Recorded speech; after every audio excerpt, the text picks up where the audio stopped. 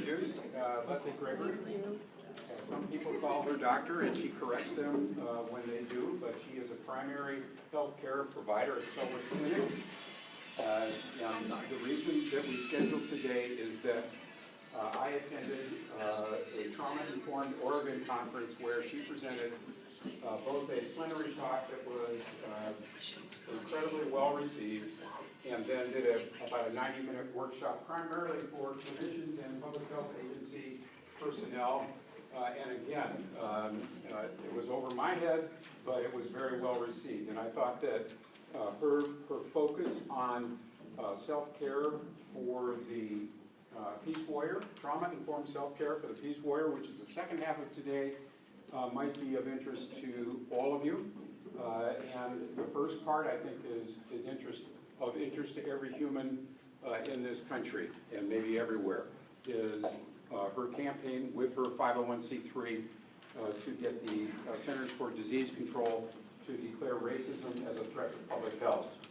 This is something that she's been working on for a decade and is now achieving some momentum on. And Adam, everybody knows Adam, he's back there with my computer queued up to the petition urging CDC to make that declaration. So if you at any point wish to sign, just go back and do so right in the back of the room there. Without any further ado, Leslie, thank you very much for being here.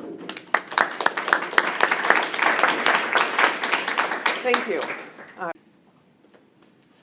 Okay.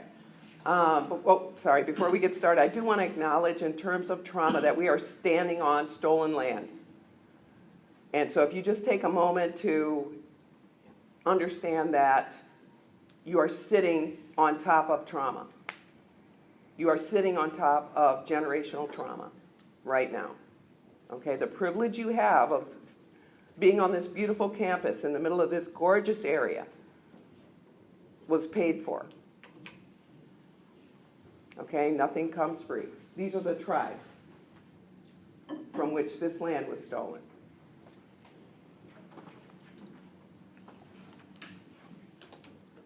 So just in terms of racism, I want everybody to kind of have a new concept about what we're talking about.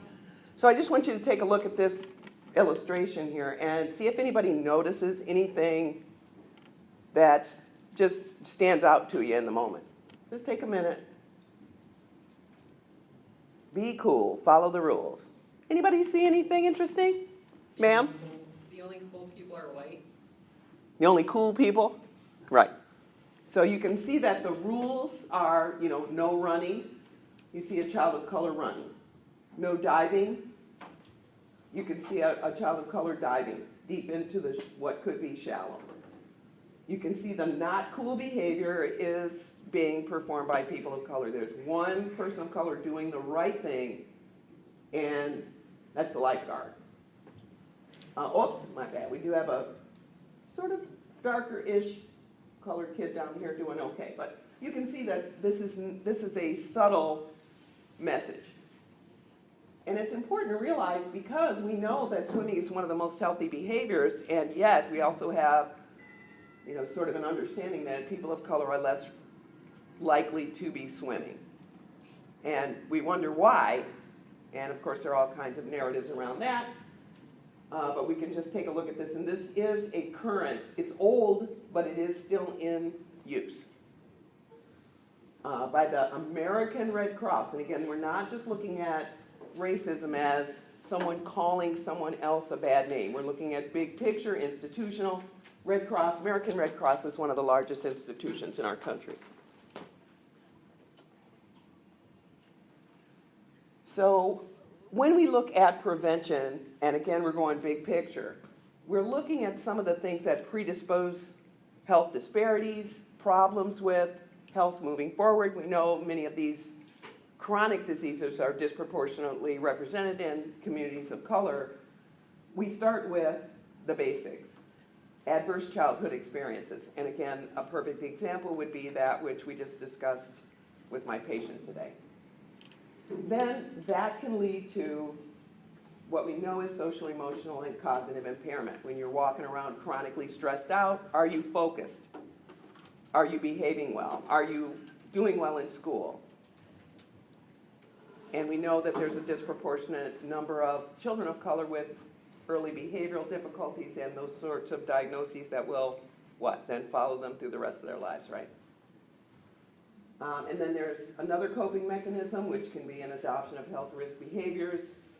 We have momentary satisfaction of problems with alcohol, substance, things that temporarily and short term may provide symptomatic relief, but in actuality are unhealthy behaviors. And then we lead, of course, to disability, disease, and social problems, overuse disorders, obesity, some of these behaviors. And this does not even bring into account those social stressors like food deserts, difficulty obtaining healthy foods, etc. This is just in terms of the internal milieu. It can also be a community issue.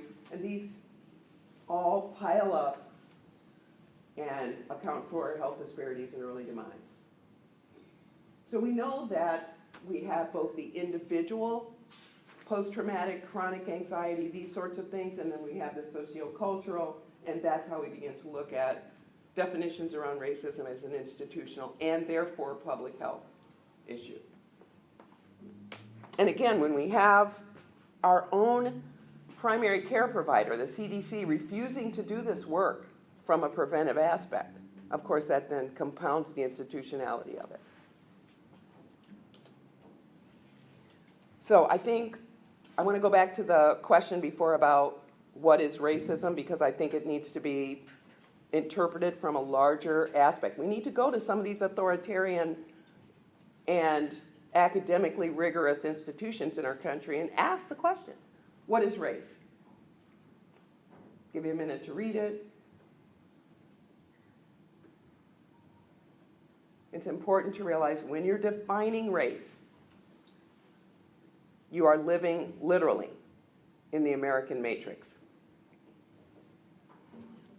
Is there such a thing as race? On this planet, we have one human race. It's called Homo sapiens. Now, we will have cultural delineations. We will have false narratives around differentiating each other. But in actuality, and from the American Association of Anthropologists, okay, these people get to say, we have one race. So in the case of cultural oppression and the sorts of disparities we know, yeah, race is real. But in fact, you're living in the matrix. I just think it's critically important. I'd love for you to remember this, and of course the PowerPoint will be available to you.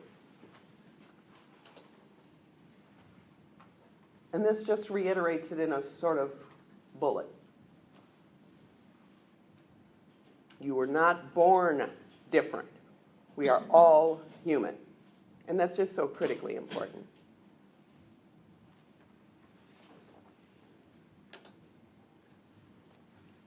I would love for you to read this article. It's going to be available to you. But it really speaks again to the institutionality. There is a reason this false narrative has been perpetrated on our country for hundreds of years. It's a whole lot easier for you to enslave a culture when you dehumanize them. And that starts the domino effect of then compounding institutional racism with policies, exclusionary policies, elevating others, some over others. This sort of institutional expression of some people are okay and others are not. And this is why we don't have universal health care. So many people are now beginning to, again, bring these things to the fore. Just critically important that you peel back the layers. This is no longer high school. Now the academic rigor that's going to be expected of you will permeate every aspect of your life as you're making decisions about voting, health care, where you want to live, jobs you want to do, and how you want to bring that sort of integrity into your workplaces. All of these things. There is no aspect of our current culture that is not touched by racism in some way. And universal health care is a big piece of that. So peel back the layers. Read for yourself. Pay attention. This is your world. What do you want it to look like? Super important. And this just further illustrates it. I believe racism is a disco ball. Every single facet of our human and particularly American culture is reflected in some way, depending on what you want to shine that light on in the moment, whether it's food accessibility, obesity, health issues, real estate, employment. There is no facet that's not impacted by it. Why? Because it is on the ink of the Declaration. Can anyone, I would love to, this is a great experiment. Can anybody think of any part of their life that's not impacted by racism? This is a great experiment and it's helpful for me too. I would love for someone to, just some facet of your life, transportation, environment, employment, sleep, any part of your world that is not, I would love to know. And I think this is what we need to keep in mind. Depending on where you shine that light, you're going to get a different answer. And this is what has kept us from moving the ball forward. Our institutions refuse to shine the light. Willful ignorance. I think Jane Elliott said that one day. She said, racism is a type of willful ignorance. Some of us have that privilege, others do not. Super important. Any questions? Okay. Everybody okay? Need to move? All right. Perfect. So, back in the day, racism was, ooh, they called me the N-word. Ooh, they made me feel unsafe. Okay? As we move forward and our healthcare budget is shrinking, as our world, our global neighborhood is shrinking, we are now having to look at racism in a much more institutional way. And so we've moved away from the, ooh, they called me a name, ooh, they cut me off, ooh, they didn't hire me, the individual, one-on-one, simple expression of hate, to the larger institutional definition. And I think the second one is much more relevant to what we're talking about today, as well as strategies moving forward. Think about what intervention would have looked like back in the day, right? If you've got one person calling another person name, wouldn't that be simple to say, hey, that's not nice, don't do that, okay? Now moving forward, what would intervention look like? Okay, this is the role of the peace warrior. Much more difficult now, right? It's no longer a matter of, gee, that wasn't nice, don't use that word. Now we have to look at institutional issues. And this is why it is required that we collaborate. One person shouting in a sandstorm, not so much. Okay, this is why this definition is critically important. It's no longer, ooh, you stepped on my toes. We're stepping on the national toes, and the world is watching.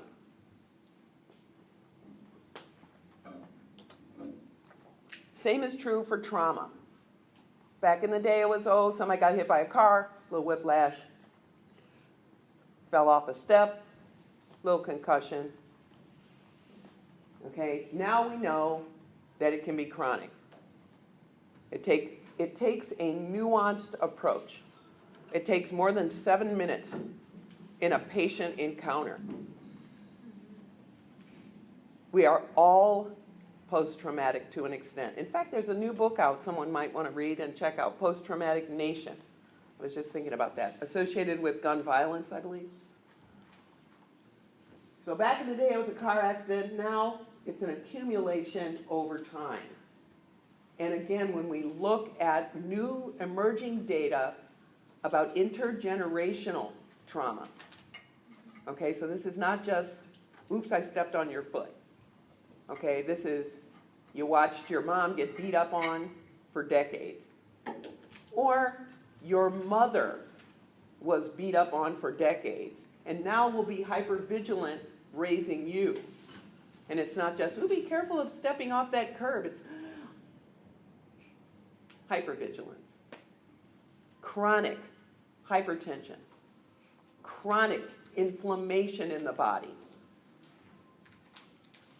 And remember, the body, the DNA itself, the cells, the mitochondria of the cells can be manipulated by chronic, long-term, intergenerational, transmitted stress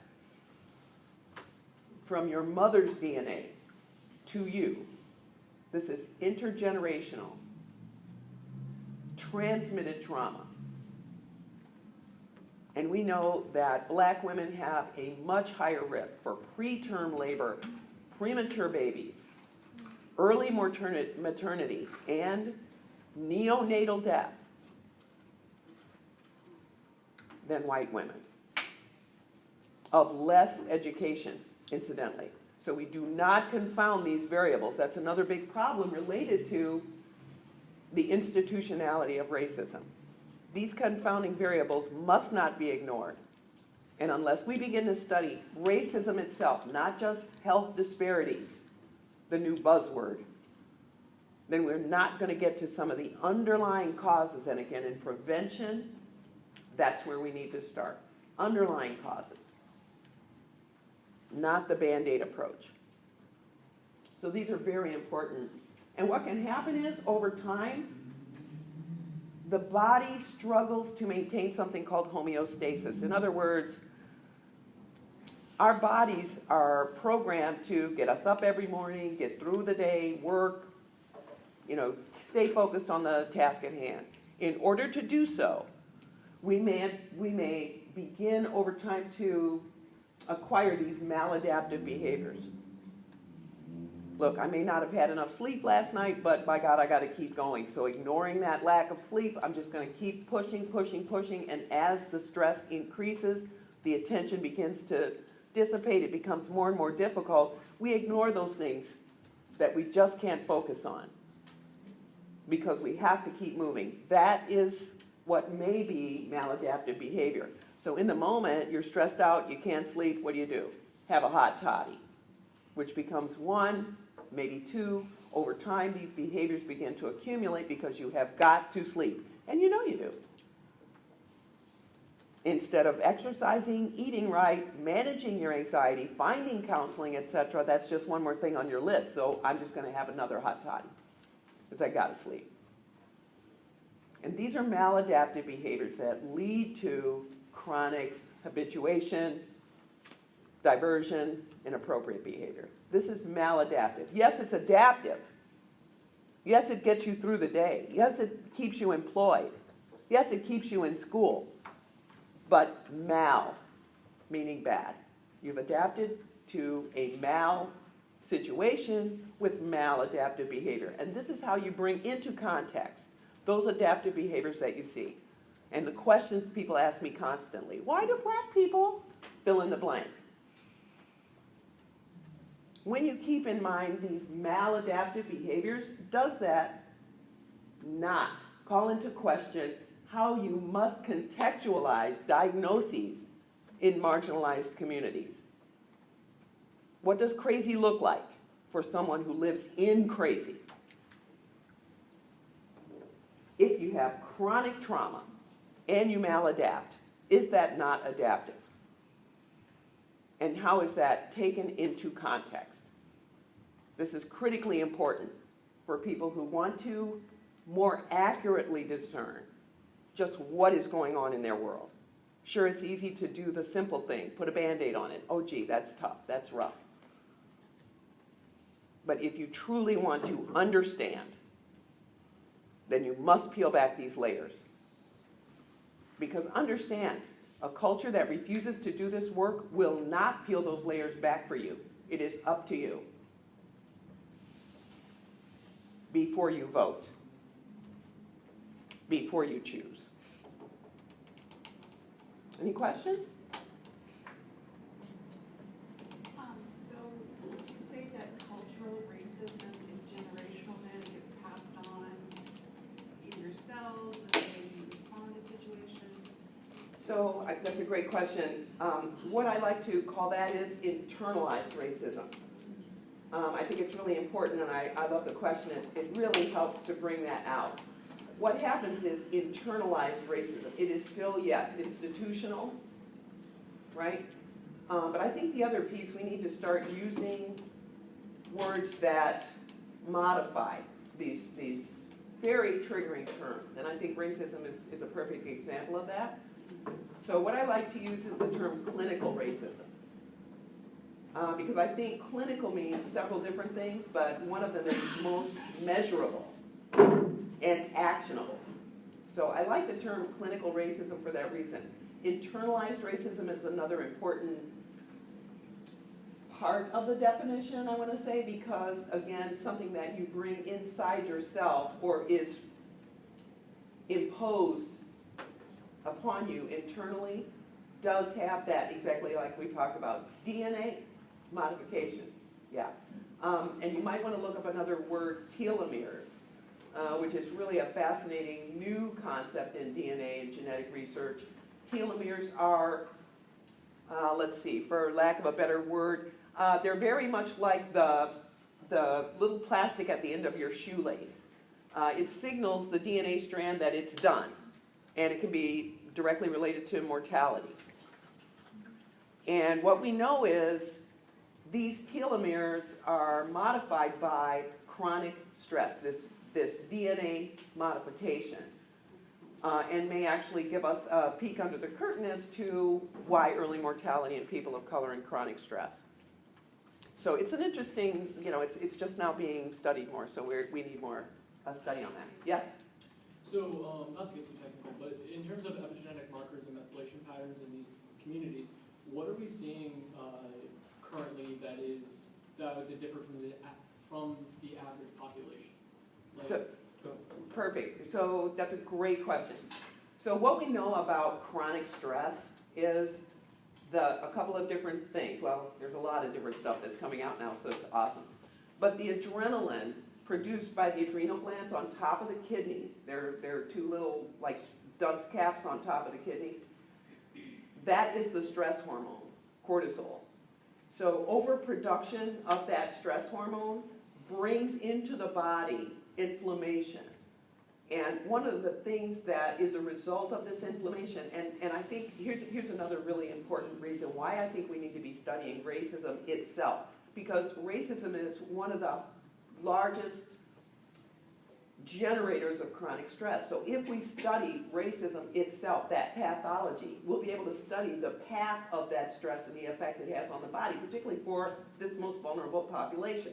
One of the things we know about hypercortisolism, or this chronic, all the time cortisol, is that it creates inflammation in the inside of the vessel. Okay, so the vessels of the body are basically the pipelines for nutrition, oxygen, all the things we need. So what we know is over time, this chronic hypercortisolism creates this inflammation in the inside of the vessel, making it less smooth. Okay, what's going to happen if you're driving down the road and the highway is no longer smooth? Higher risk for accident. And that's what it is. An accident inside the vessel, whether it's a heart attack, lung attack, leg attack, brain attack, all of these things, stroke, DVT, heart attack, all these things are increased when we have intravascular inflammation. And that's the side effect of this chronic hypercortisolism. So are we seeing like an increase in activation of cortisol receptors in terms? I'm sorry, I'm not trying to get too technical. No. The problem is, first of all, number one, we're not studying that directly, and those people who are not putting out that information all that quickly, not in a way that most people would be able to digest. Those people who are studying chronic stress, yes, are seeing this increase. Whether or not the receptors increase, we see the intravascular side effect of that hypercortisolism. So the individual receptors are going to be different per people, per individual. And again, this is why by studying large groups and making sure that our research is representative of the population. Is it? Yeah, big problem. So I've got an example of that, and we'll come back to that in just a minute if you hang on for me. Question? So, I can be the guinea pig for what you're saying. I am a low-income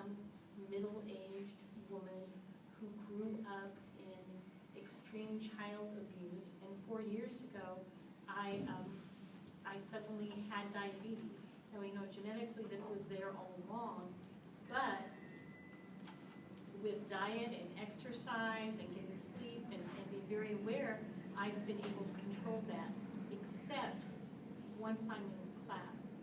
And then by midterm, I start having my blood sugar levels raise because it's so important to get to your classes and to get your subjects done and to get your grades well, to make everyone happy and to make sure that you do anything. By the time we hit the last couple of weeks of the term, my blood sugar levels are at quite oftentimes in the high 2 to low 300s. Now the rest of the time I can keep them down to the 100s. For me, it's all about trauma and the things that are inside of my mind and what I've gone through throughout my life and what I feel that I should be doing in order to be successful, and that brings on that stress. I woke up this morning at 1 o'clock and my blood sugar level was at 273. Now, before school started, it was in the 100s and the 95s. So that cortisol is an extremely big deal in my personal life. So I understand exactly what you're saying. Yeah, just one of the reasons why we have to test cortisol first they crack it on, absolutely. Mhm. But I think the other piece, and this is another huge part of the Peace Warriors survival kit, if you will, is right out of bed, first thing in the morning, kick up cardio. So that's the other piece, and that's something else we can talk about more if people have questions, but I really, really push patients who are post-traumatic as well as, sort of, chronic stress survivors, right out of bed, kick it up, hydrate, and bust a move. Seriously.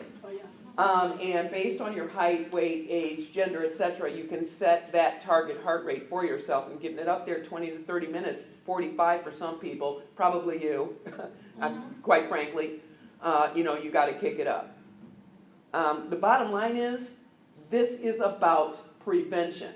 Now, whether we're going to talk about it on an individual basis, you got to get that sugar down, or we're going to talk about it on a global basis, we have a stress management problem in this country. And what I'm saying is, you got to kick it up. You know it's coming, so prevent. So that's why I'm saying, you wake up first thing in the morning, do your self-check, and kick it up. So we'll cover more of that in the second portion, and we'll have time for questions as well. Yes, ma'am. Why are people making it seem like stress is a positive thing? Like I've seen TED Talks where they're talking about how it can be used as more positive and detrimental. Well, like everything in human life, there's pluses and minuses. That's exactly why we're talking about having a more nuanced approach. It's no longer about, you stepped on my toes, so that's racism. No, we have to have a more nuanced approach to stress, racism, trauma, all these things. That's exactly what we're taking you through today, a more nuanced approach. Okay, it's no longer about light switches, yes or no, one, a 0 or 100, or all or nothing. It's about a rheostat. It's about dimmers. Okay, you have to be more nuanced than just, yes or no, off or on all the time. And I think that also speaks to your issue. Yes, there are hypercortisol patients. Yes, there are some people for whom higher cortisol receptors will be the answer. But there will be other people, and again, we're looking at populations, we're looking at public health issues, where cortisol receptors will get burnt out, period. Overstimulation, you're done. And so this is why prevention is so critically important. You know that it's going to hit the fan when you try and drive in Portland. So kick it up before you leave, before you get in the car. Right? Be anticipatory. This is the worst place to drive in the country, I swear, and I've lived all over the place. But, so here's a perfect example, actually. You're driving in your car, and you're cruising down the road, and you see a cop pull in behind you. And by God, right on that tail from, Milwaukee to Midtown. All the way. And now your hands grip just a little tighter. Your neck muscles just get a little bit spasm, right? You're a little hypervigilant. You want to make sure, did I run that line? Did I stop all the way? You know, right? I mean, who can't empathize with that situation? What I'd like you to imagine is what it is like to be a person of color in this culture and living with that cop in your mirror 24/7, 365, sleeping and awake, alone and with others, in your home, out on the street, having drinks with friends, celebrating your holidays, 24/7. That is hypercortisolism. Unremitting, all the time. Now, add to that you have higher pigment in your skin, so chances are the vitamin D you need from the sun is not going to be sufficient in your body, which that deficiency can be associated with sleep disturbance, depression, bone density problems, attention, and the manufacture of other hormones going downstream. Thyroid, estrogen, testosterone, the happy hormones. So just please keep these larger issues in mind as you move forward, and remember clinical racism. It's not your mom's, ooh, sorry, don't use that N word. Getting a little deeper here. Any questions? Anyone triggered? Everybody okay? So I found this in my yard doing work. It's some kind of stone. And I couldn't figure out, there's a hole in the rock. Why is there a hole in the rock? So I looked up, and it took me some time because I'm not particularly perceptive when I'm outside in my dirt. And I looked up and realized they'd been sitting underneath eaves, the eaves trough. And my house is old, so about old as me. So I have no other way to explain it other than the fact that over the 60 years of my home being in that area, water just dropped and dropped and dropped and dropped. And I realized that this is what institutional racism is like. You know, it's not the old N-word.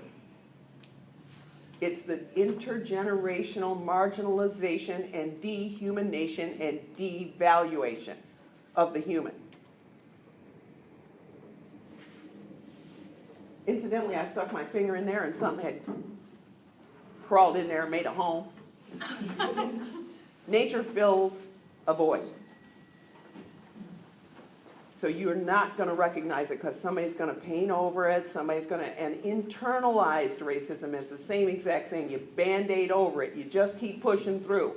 You don't have time to worry about this pain in the back of your neck, this stress in the back of your shoulders, this gripping on the steering wheel, this gritting of your teeth, this chronic sleep deprivation. You don't have time to focus on it because you got to take care of your kids. You got to make a living. Yeah, it was pretty gross. Okay, so what does it mean to be a threat to public health? These are the 4 criteria. Okay, this is from a peer-reviewed National Institutes of Health chronic kidney disease article. So I didn't make this up. They're actually criteria.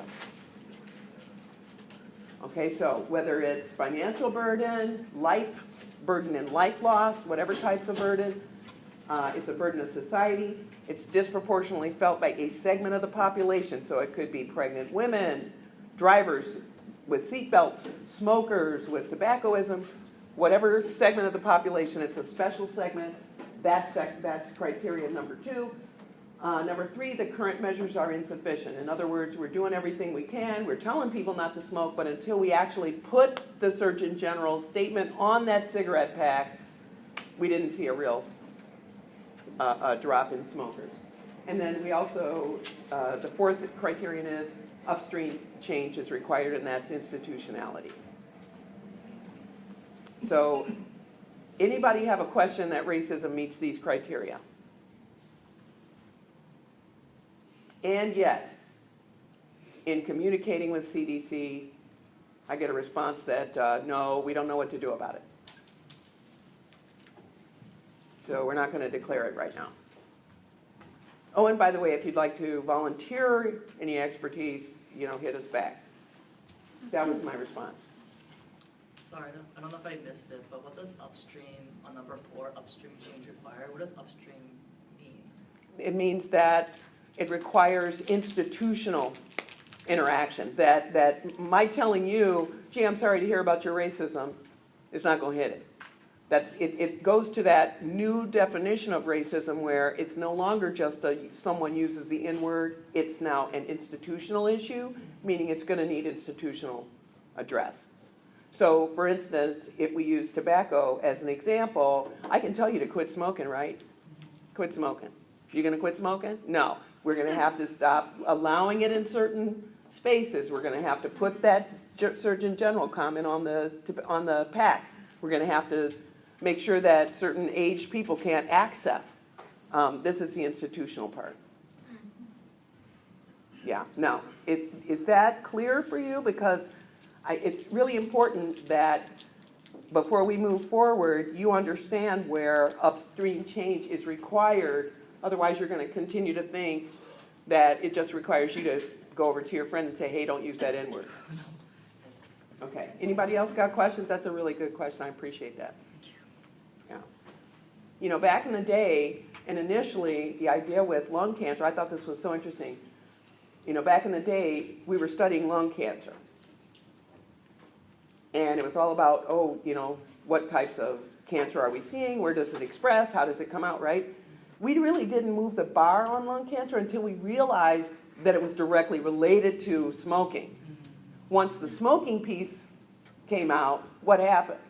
Those dominoes fell. We got the Surgeon General, we got all these institutional policies put into place, and now we've seen a tremendous reduction, not only in smoking, but cancer as well, lung cancer as well. So you see how, an individual can move the bar, like this. Yeah.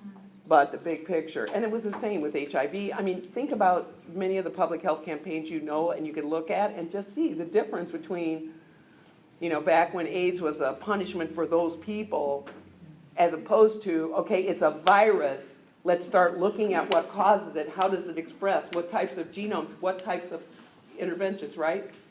So I think that's what we're looking at. Racism is the new AIDS, if you will. Did I see another hand? Do you think that, the academics, like you were saying earlier, around, health disparities is kind of just, a way to not recognize racism as a direct link to public health? Or, as a kind of, a way to kind of just not see it as, a direct link and just kind of ignore it? Yeah, I got to be careful here. So, in clinical medicine, we have to be really careful about how we diagnose things. Sure, as an individual, just kind of walking around the street, I have a strong suspicion about what's going on, yeah.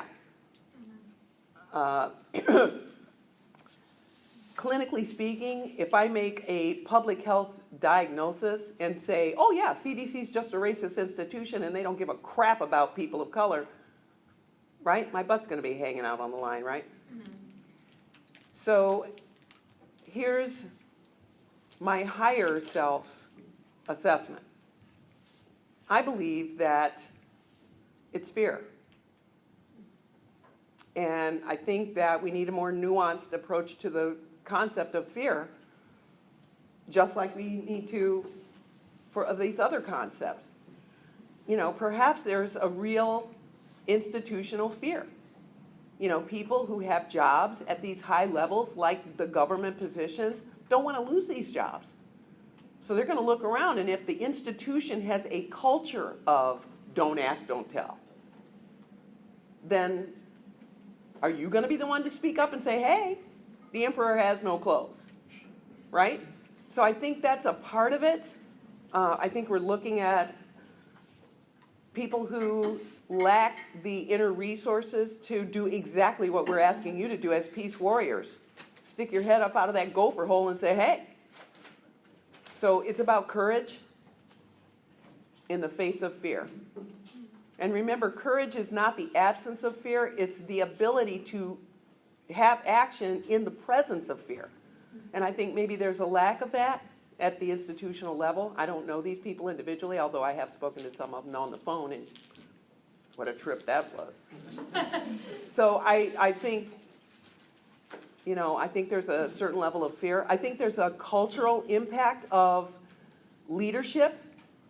So there are times in our history when leadership makes it a safer place for people to speak up. And I think that's a role of leadership, again, that we're asking all of you to prepare for. Understand, you're the leaders of tomorrow. Unfortunately, we're leaving this country and this culture to you. So I would encourage you to do your peace warrior work, and we'll get to more of those strategies, but please, this ain't for sissies. We're asking you to step up. We're asking you to take the ball we're passing and please carry it over the line. So yes, and it's going to be tough. Are you saying that racism in your mind has never, or has been not institutional at some point? Or like when you're referring to like the old and the new, is that our understanding? I think it's our understanding, absolutely. Yeah, absolutely. I remember growing up, and I'm old, but I do remember growing up where racism, first of all, we had different definitions. Back in the day, racism and prejudice were very similar. It was that individual thing. It was that, you called me the N-word. Or it was that idea. It was just the idea in your brain, very much like prejudice. It was just that idea in your brain that some people are better based on skin. Okay, as we've moved forward now, we have had to expand the definition because we're seeing the greater implications of this. So absolutely. And it is evolving. And again, this is a role that you all have to play in this. You get to shape the narrative of your world. You get to make the call. I am passing the baton to you. And it's critically important that you get ready to take it. You are now in training as a peace warrior, every single one of you. You are in training. What kind of world do you want to see? I can't stress that enough. Super, super important. So, this is your public health institution. Tell them what you think. That's what the campaign is all about. That's what the petition is all about. Go in, make a comment. Hey, I saw this happen. Why should they care? Okay, I think this is another important example of the disconnect between our policymakers and those who are impacted. And again, this is your job. Make them hear you. Hold them responsible. Vote. Pay attention. Interact. Be an activist in your world. It is your world. Super, super important. Thank you so much for your questions. Anybody else? Sure. So I just had a quick one. So we've talked a lot about the differences in the definition as it's evolved over time. We've come to a better understanding of what it actually is. And my question would be, based on that old definition, do you think that maybe having a different term for all of these different overarching things that are going on right now would maybe result in different reaction from bigger institutions such as the CDC? Because they may be associated more with the old definition as, oh, you guys are just calling us racist, whereas it's just a systemic inequality that's like pervasive in every aspect of our political system. It's a really brilliant question, and I love it. In speaking with CDC, I think they know. They absolutely know. They know the difference. They know the definitions. So incidentally, and I won't divert too much, but right after I submitted my petition and complained to them, that later that year, around the holidays, around the end of the year, about this time of year, because I actually had a gap between patients and it was holiday season, I called CDC, the people to whom I'd addressed the issue in the first place, which was the head of CDC at the time, was Dr. Tom Frieden, which he did not even respond. He just shuttled it over to the Minority Health or Office of Minority Health and Health Equity Division. And it was responded to by, incidentally, a black PhD PhD, who responded with this long letter saying, and here's why we're not, basically. Because we don't have best practices, we don't know what to do about it, et cetera. And so I called her office, and of course, like I said, it was holidays, so nobody was there, and I spoke to someone's assistant, and she was, you know, after a few minutes of speaking to her, and again, it didn't come in the first couple of sentences, right? This takes time to talk to someone, establish rapport, et cetera. And I had her on the phone probably for about 15, 20 minutes, and eventually she disclosed to me, they know. They know this. The issue is, it's a culture of keep your head down. And these are people who are not going to lose, you know, their 5- and 6-figure salaries, you know, because they got to take care of their kids. And again, what is this? Maladaptive behavior. How are you going to feel if you go to bed every night going, man, I knew that was the truth, but yeah. And so I sent a message back saying, hey, I'm concerned. We are trying to support your health, your work. Incidentally, the individual I spoke to on the phone just before we hung up, because I was asking about her self-care. I said, God, working in that toxic environment, how are you, honey? And she said, well, just before we hung up, she said, you know, my nephew was shot, and nobody ever did a thing. It's about personal connection and global action. It was a very sad conversation with her. So do you understand? Do you understand the bizarre nature of living in a world where you're constantly told and pledge the allegiance to freedom and justice for all, and waking up knowing that's not happening?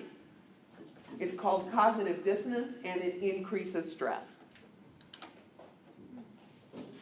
Yeah, on an individual basis as well as a cultural basis. And we cannot ignore those two, and we cannot isolate either of them because they interact.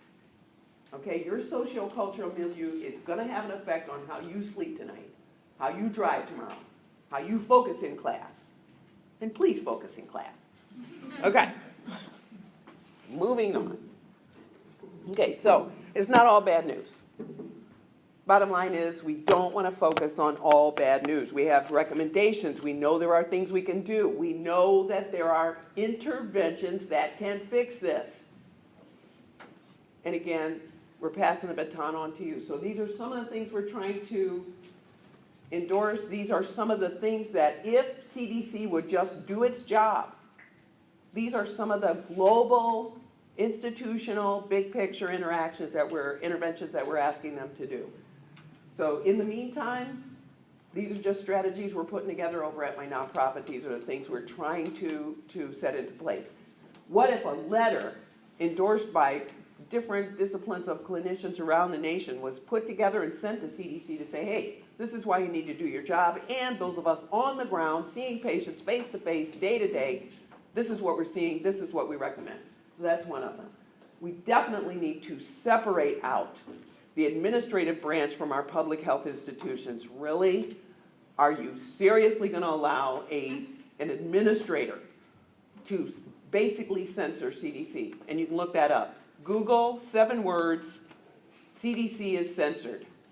Google it. Okay? The White House has literally censored CDC from using 7 words of equity and inclusion. Are you freaking kidding me? We also need to pass the national resolution as a mandate, declaring racism a threat to public health. It meets the criteria, do your job. And then, again, the CDC has protocols already in place for national public health threats. We know it's about containment, risk assessment, risk prevention, risk management, those sorts of things. Damage control. We know, and they know. Okay, and then, again, in the absence of CDC doing their job, we have local interventions. And, by the way, DNC just picked up our resolution, number 18, to declare racism a public health threat. Now, does CDC have a mandate to listen to the Democratic National Committee? Yet. However, keep hope alive. These are the things we can do. Is there any precedent for declaring something like racism I'm sorry? Health threat. Is there any precedent for declaring something like racism or public health threat, like in other countries or in the past, something so like pervasive and long-standing, not like a specific disease? You know, that's a great question. I think that sounds like an excellent research project. Anyone? Yeah. So, yeah, I mean, Germany definitely declared anything to do with Nazism as illegal. There can't be a swastika, etc. So that's not a declaration that it's a threat to public health from the public health agency, but it is saying that a particular philosophy and all of its iconography is illegal. Brilliant. I love it. Well, let's make that happen. Good. Okay, wave that wand. I love it. So I like this illustration here because it kind of gives you a graphic representation of what we're talking about. When we talk about equality, it may not be appropriate. And so I think that's, you know, really, really important. Every single patient should have 15 to 20 minutes face-to-face time with their provider. Now, is that going to be enough? That patient who came with an additional need needed to have more time. Now, there may be someone who is completely well, exercises every day, eats awesome 3 squares, sleeping 8 to 9 hours, loving their life. They need 5. I'm happy to do a drive-by. How you doing? 5? Okay, awesome. Off we go. Okay? But that patient who needs me to sit down and hold their hands needs more time. Is that appropriate care? So this is the issue. To each according to their needs, from each according to their gifts. That's equity. And that's what we're asking for. So I just think this is I love this. For me, I have to say one other thing, and I know this sounds pie in the sky, and you'll probably think, yeah, right. I like equality, I like equity better. For me, justice means there is no fence. That's what I want. That's prevention. That's appropriate. Yeah, pie in the sky. Aging hippie, what are you going to do? Questions? So this is a really busy slide. I'm more than happy to dive into any one of these action steps if you're interested. But I think these are the kinds of things you can take with you to strategize. You hit that lotto one day, or you get the ear of somebody who really has the power to move that boulder. I like some of these things because it's so important. And you just, take a couple of minutes if you have any questions about any individual block. I'm more than happy to peel that back, but you'll have access to this. And I just think some of these are just really, really important. Yes? I think it's, what is it, number 8. Mm-hmm. I saw Saturday that Night too. Live has been doing a really good job about that, about race in the media. They have a segment where they're like, so-and-so did this at Fifth Avenue, and then depending on who it is, white or black, there's like some black reporters and some white reporters, and they like cheer if it's the white guy, the white people cheer for the white and the blacks cheer for the black. But it's just kind of a reality that's out there. It's like, okay, who did it? But they just say, this person did it, not by the race, but by the crime. Mm-hmm. This is the criminal. It's not because of their race. And I don't know why we mention race. It doesn't need to be mentioned. It's just a bad person. I hear you. That was an interesting exercise. I once, I actually did back in the day they were called encounter groups.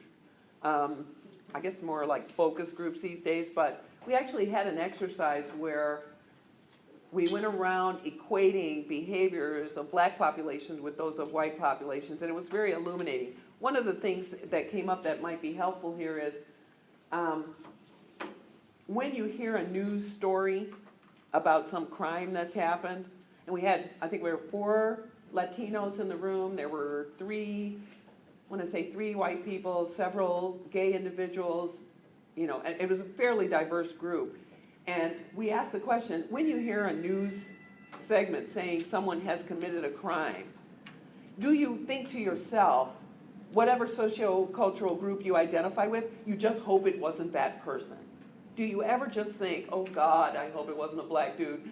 First thing you hear about some terrible crime, you go, oh God, just hope it was.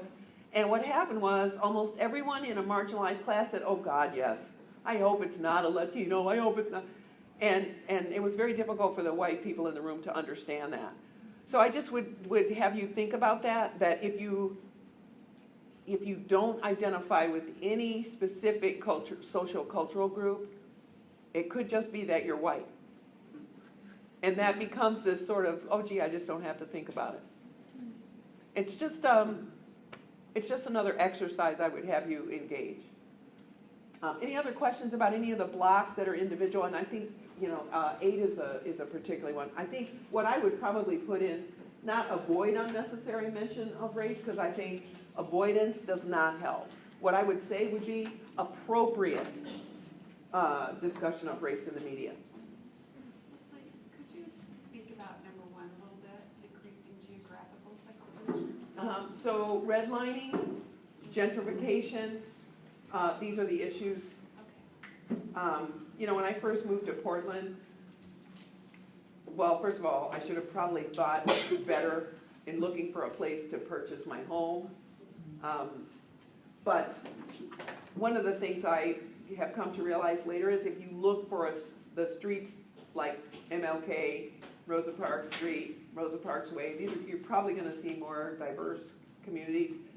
What has happened, obviously, and we all know, is as these prices of these homes have increased, the people who traditionally lived in this area, and it was already, let's face it, a very small pocket, since Portland is so disproportionately white, this gentrification has now completely dispersed that population. So those services that were specifically put into this area to address that disparity are now being utilized by primarily white people, and the black people who are actually accessing that service now have been dispersed out into suburb areas and are no longer accessing that service.